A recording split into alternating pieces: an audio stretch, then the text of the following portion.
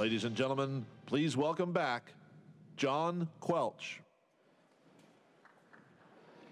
Well, good afternoon to all of you, and congratulations on lasting to this point in the program. I really admire your resilience, and thank you so much. I think we can hopefully match the quality of the last panel with 4 experts here on oil and what oil can do for transforming Gabon and other countries into resilient, highly performing countries with great sustained economic development.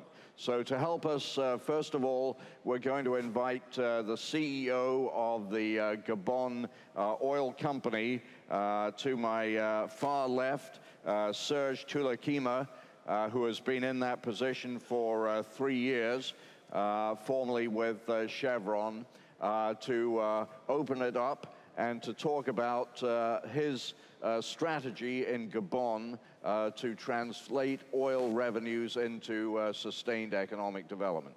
Please, Serge. Okay, thank you, John. I think I will make 3 key points here when it comes to transformation.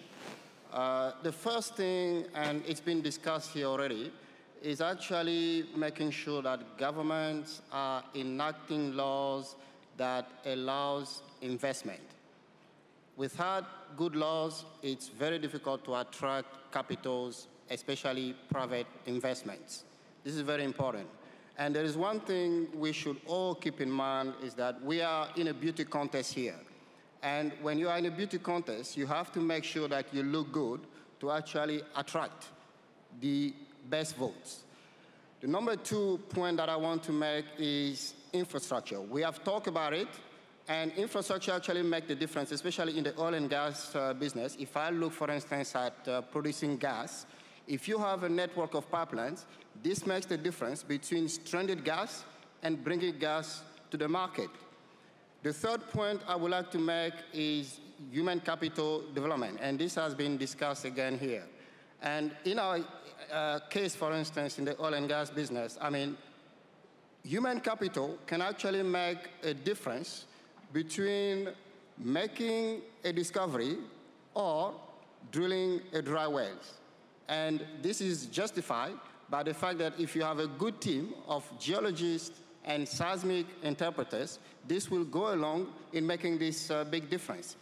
And I mean, obviously I've talked about all of these points already. I mean, everybody, like I just made the point here, we talk about infrastructure, we talk about human capital, we talk about enacting laws.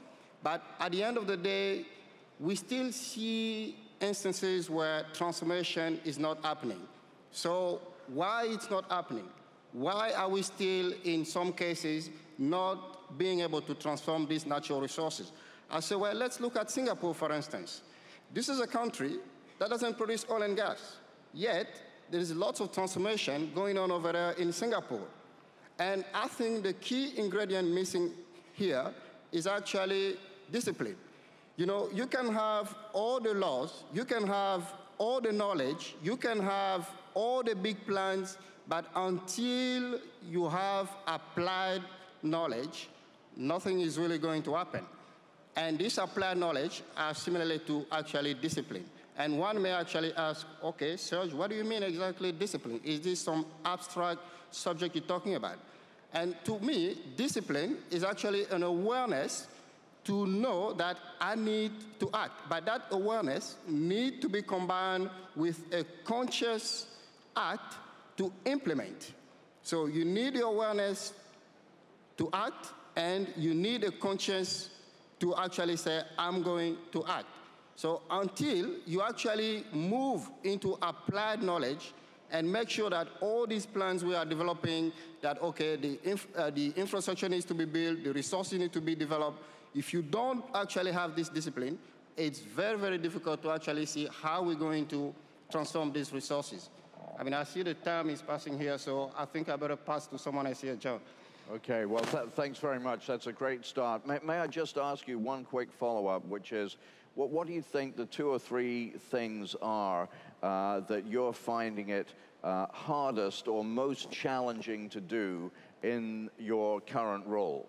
what are the 2 or 3 things that really eat up the time?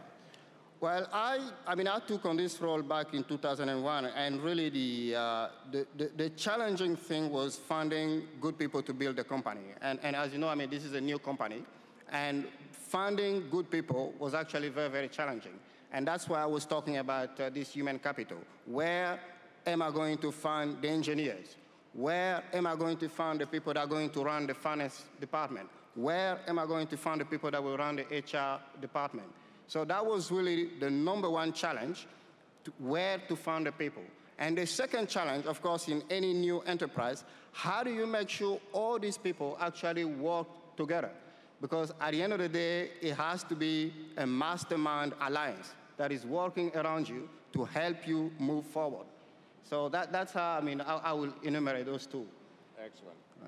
All right. Next, let's turn to Mazuin Ismail. And Mr. Ismail is Vice President of Petronas in Malaysia. And I want to ask you to talk to us a little bit about the journey that Petronas has made over the last 40 years and what you think the lessons are that could be relevant to Gabon and to Africa from that experience. Thanks, John. So what I'm going to share is our experience in that 4 decades of journey. 1974 is when Petronas is born. 15 personnel, $10 million capital investment. That's where we start. And 4 decades later, here we are with 46,000 strong personnel, raking in about $100 billion of revenue. And as far as Fortune 500, we're number 15 in terms of most profitable business worldwide. Now, as NOC, where Petronas is, but we behave like NOC, by having this unique position, seeing the world both lenses as NOC. Just for clarification, national oil company. National oil company. Just for clarification. And also operating as independent oil company worldwide. Now, the most important thing for us is actually how do we add, maximize value of oil and gas sustainably. Now, there are 3 things that I wish to highlight. There are many factors, of course, but there are 3 most important things leading to this. The first one is creating a conducive, investment-friendly environment. That's key. We need to attract investment in terms of funding. We need to attract investment in terms of talent, capability. That will spur the growth of the economy, will spur the activities earlier on. Now, but what's more important is actually how do we then from this grow the industry beyond extractions? What we have learned is that if we focus on extractions alone, that is actually prior to the Petronas creation. The economy, although can benefit from extractions, but it is not robust. It's not sustainable. So over the years, Petronas have created, for example, the downstream business. We started with LNG, and we are now the 2nd largest LNG producer worldwide. We go to refineries. Currently, our capacity is 500,000 barrels of oil. We go to petrochemicals as well, and now our capacity is more than 11 million tons per annum, for example. Then the second one, or second factor that I wish to highlight, and this is very important for sustainability, is capability development. We always believe in how do we develop local capability, prioritizing local businesses. And this is very important. The more we create the capable resources in country, actually it becomes a catalyst for growth, catalyst for the industry to grow even further. Not only it creates meaningful employment in the country, it creates businesses that could one day compete worldwide. And we have seen this whether they are contractors from Malaysia or Turkmenistan or even Iraq. And it's very proud for us to see that the contractors and suppliers and companies who are working with us have grown into very competitive players worldwide on their own right. The third one that I wish to highlight is actually we cannot ignore socio-economic spin-off. Now, we believe very firmly in education and training. Since the very beginning, we believe that training and education is very important. We actually invest a lot in that. Three prongs that Petronas is very active in our journey is to make sure we have, first, the education in terms of, we have our own university, for example. So generating graduates, new generation or new supply of capable human resources is very important. We also have quite a number of training centers, and one of them is actually what we call Petronas Leadership Center. So this is where we actually train the management staff. You know, how do we actually grow a person to manage the company as well? And perhaps the most time that we invest and the most effort that we invest is the technical staff development. We recently, for example, created a world-class theme park for the operators and maintenance crew to accelerate the development. We believe by putting them through this program, through the facilities that we provide, it will actually accelerate the development of staff. Today, we have trained more than 25,000 technical personnel through all these processes. And they are not only limited to Malaysia. Wherever we operate, actually, we cross-train them to make sure we learn from one another. What sort of leadership do you need in a national oil company? And what sort of political leadership do you need in the country to facilitate what's been achieved in Malaysia? Yeah, John, I think what's important is actually in terms of leadership. It is focus, discipline, and attention to what we achieve. Set the goal outright, we understand what we want to do, and set it right. The leaders must also facilitate in terms of creating an environment where this could prosper.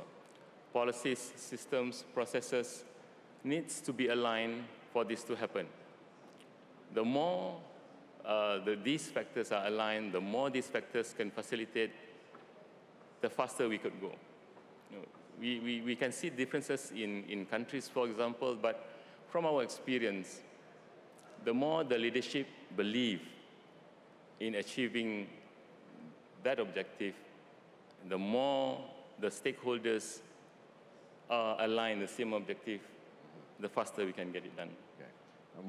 Okay. Finally, what about the vision for Petronas going forward? What's the vision for this national oil company 2020 or 2030?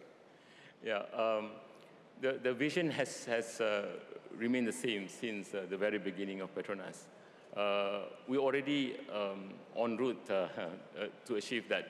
We are currently producing 2 million barrels of oil per day. And that put us to number 6, number 7. But we believe that we can grow, and we continue to grow.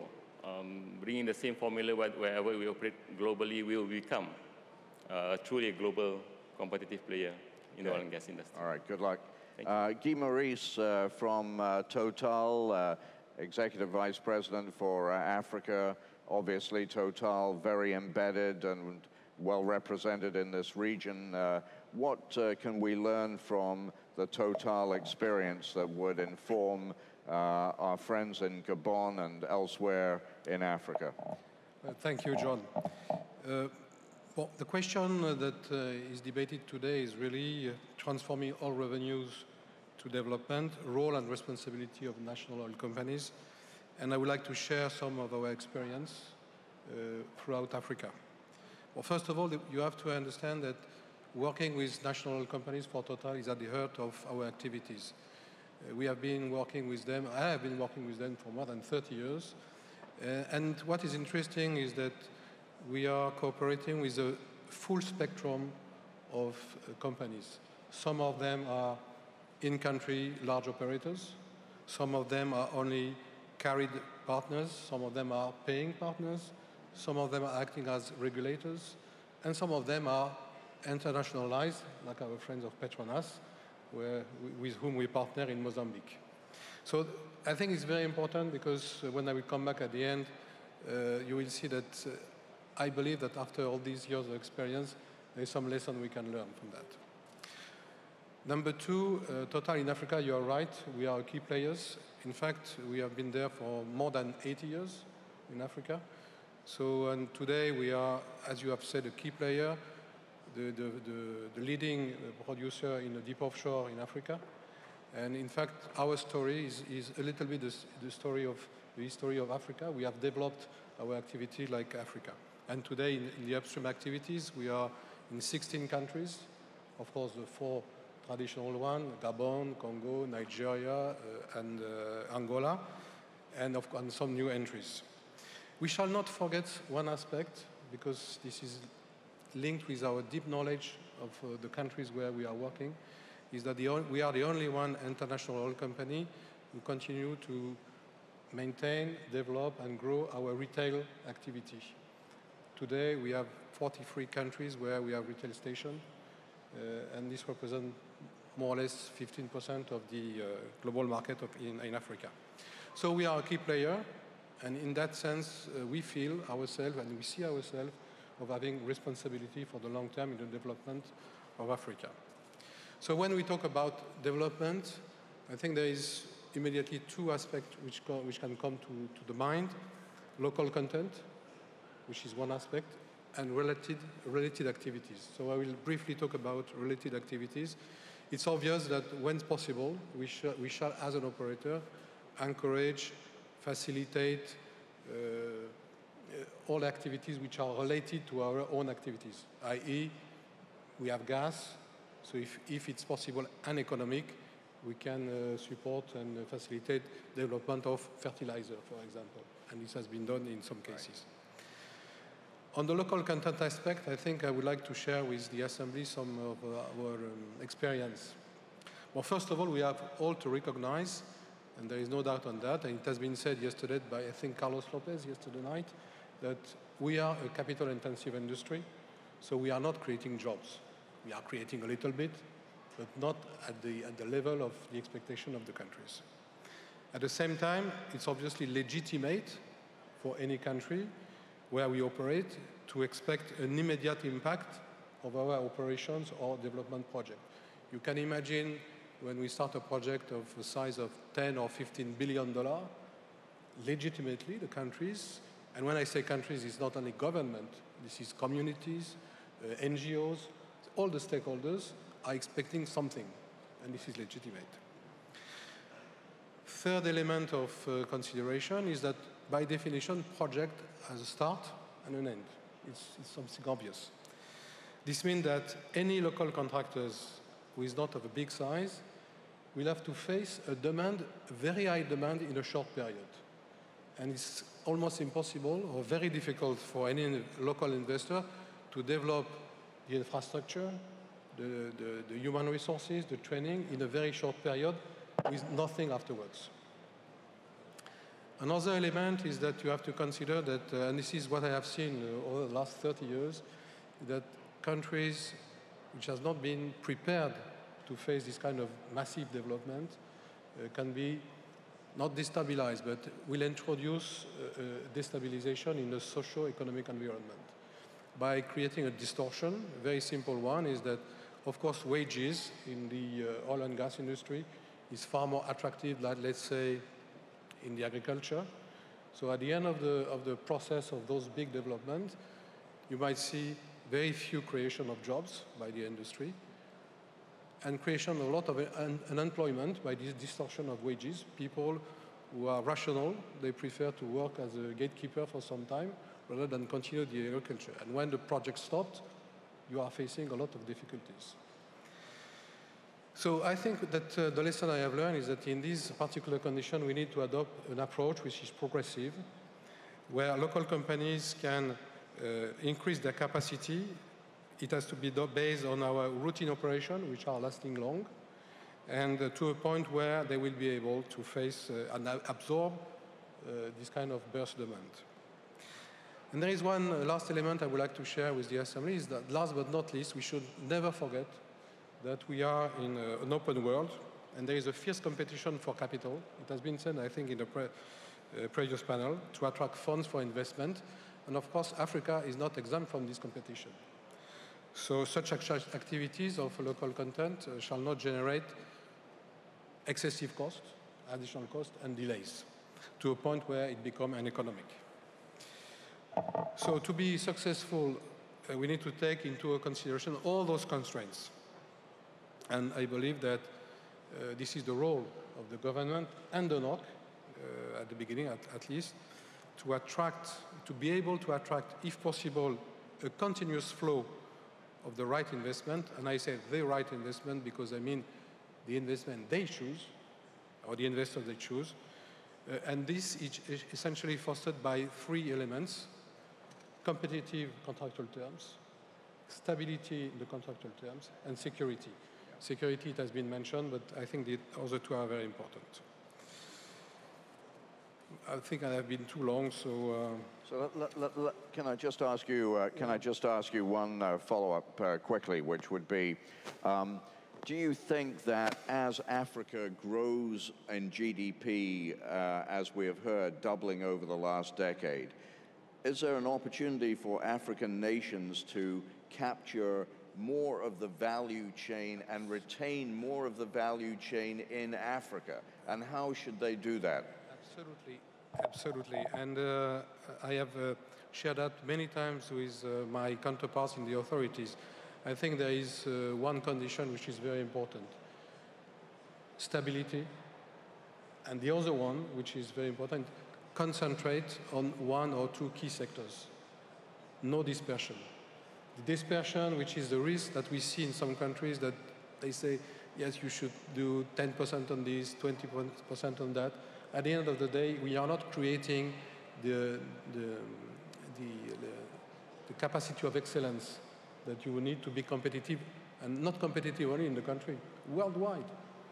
There is no reason that what has been done in South Korea cannot be done in Angola, in Nigeria, in Gabon, or what else. Okay. And for that, concentration on one sector, stability, and they need to have the knowledge, so they need to have national oil companies.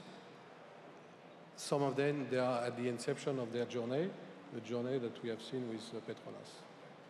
Can I just check with Serge whether or not part of your strategic plan is to capture more of the value chain of what you produce in Gabon?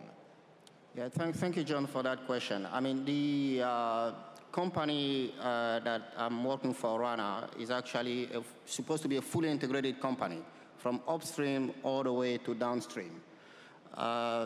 If you look at the revenues of the majors, I mean, 75 to 90% comes from upstream.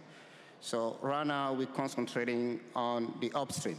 But ultimately, we are going to move toward downstream. And you saw that yesterday when we signed that contract with Samsung for the refinery. We are also doing the oil marketing. So actually exporting the hydrocarbon as a crude, as we do it right now, is something we are going to move slowly away from, especially with the new refinery coming. So that is one objective we have in mind, and ultimately we will achieve it. Okay, thank you. Okay, yeah. So fourth, rounding out our panel, is Andrew Miller. And Andrew Miller is Mike Elliott's counterpart at Ernst & Young, but he's working primarily as the tax leader in the Global Mining and Metals Industry Services Group. So perhaps, Andrew, you can talk to us about how getting the tax regimes right is very important to African countries capturing more of the value add in their respective countries. Yeah, that's great. Thank you. Thank you. I also do quite a bit of work in the oil and gas sector and upstream natural resource development. Let me open up just by saying that there is a sort of a broad question that's opened up here. I see to my left and to my right, state-owned oil and gas enterprises, and then a private enterprise. And the question might be asked, which is the best regime?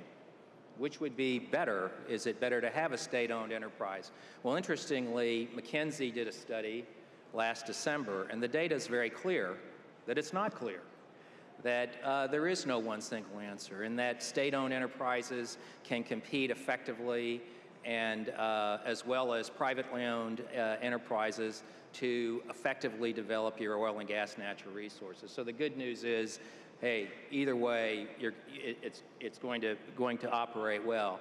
Don't think about what you're going to do, but think about how, and I think that's exactly what you're saying, Serge. I do also want to talk real briefly about, broadly about tax regimes, and there was a paper that was published in 2012 by the IMF that discussed tax regimes for the resource-rich countries. And in that paper, they described 3 basic taxes, and I'm only going to really address one of them. And one of the points that they make there is that most or all resource-rich nations should adopt some form of a resource rent tax, or what I would call a super profits tax. And I want to take umbrance with that because that paper is out there, and I think it's not good for the long-term development, sustainable development, natural resources, and oil and gas deposits. What we see time and time again when companies, and let me explain what a resource rent tax is. First of all, a super profits tax. It's based on the premise that as long as the developer gets a return, a requisite return on his capital, the state may tax anything in excess of that. The problem is, what is that return? And what's the appropriate return? What we've seen time and time again, even in the United States, we adopted a windfall profits tax back in the 1980s. It was soon repealed. I believe, Mike, the MMRT is soon going to be repealed in Australia. They don't work. It's a bad regime. It increases the cost, creates greater risk, and then that shies away foreign direct investment. So that's the only point I wanted to make on the International Monetary Fund and tax policy. Tax policy can take many, many, many different forms in how you tax your resources.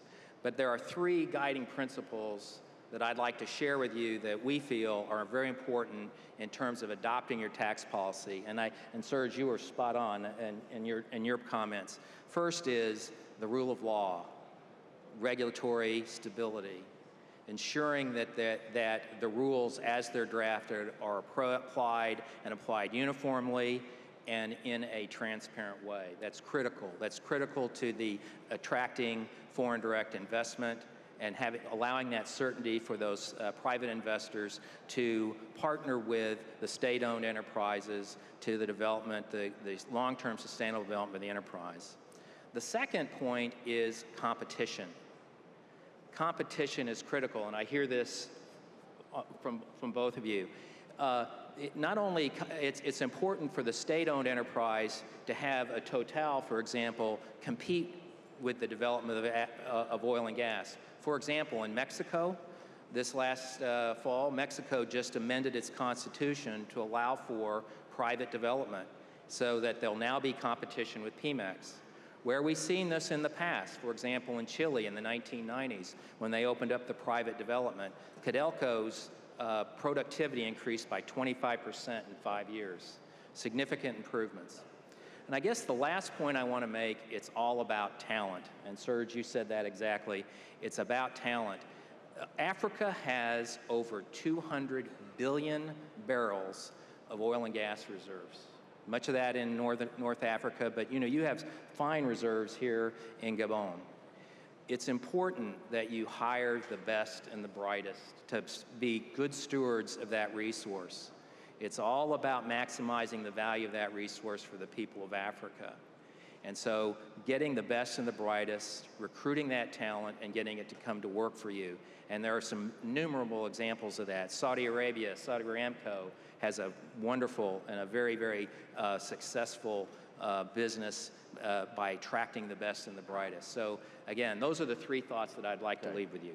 Excellent. And I think we have sitting to your left an excellent example of precisely what you've just referred to since Serge came from Chevron to his current position. So we have, ladies and gentlemen, we have time for 2 or 3 quick questions if anyone still has the energy to stand up and give our panel a testing question. Anyone want to have a go? Yes, sir. Keep it very brief, if you would. Microphone, if we could, to the gentleman in the middle here. Do we have any microphones roving in the room? Yes, one coming now. Quickly, please.